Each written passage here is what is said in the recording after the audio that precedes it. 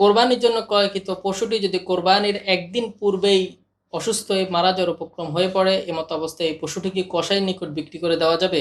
অত্যন্ত গুরুত্বপূর্ণ এবং প্রয়োজনীয় প্রশ্ন। উত্তর হচ্ছে, কোরবানির জন্য যে পশুটি ক্রয় করা হয় সেটি কোরবানি করা ওয়াজিব হয়ে পড়ে।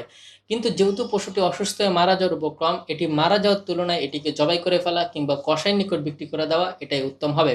যদিও এটি কোরবানির নিমিত্ত ক্রয় করা হয়েছে, কিন্তু কোরবানির দিনগুলো আসার পূর্বেই এটি অসুস্থ হয়ে পড়েছে।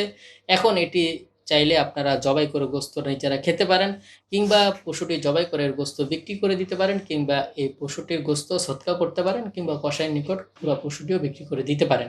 তবে যেই ব্যক্তি কোরবানির নিয়তে এই পশুটি কিনেছেন তার উপরে যদি কোরবানি ওয়াজিব হয়ে থাকে, তাহলে তার জন্য কর্তব্য হবে তিনি অন্য একটি পশু ক্রয় করে কোরবানি করবেন। চাই সেটা গরু হোক, ছাগল হোক, তার সামর্থ্য অনুযায়ী তিনি অন্য একটি পশু ক্রয় করে কোরবানি করতে হবে। যেহেতু কোরবানির দিন আসার পূর্বেই পশু অসুস্থ হয়ে গিয়েছে এবং এটি জবাই করে দেওয়া হয়েছে, যার কারণে পরবর্তীতে কোরবানির দিন যখন আসবে তার উপর একটি পশু কোরবানি করা আবশ্যক হয়ে পড়বে। সুতরাং সে অন্য একটি পশু ক্রয় করে কোরবানি করে দিলেই তার কোরবানি হয়ে যাবে।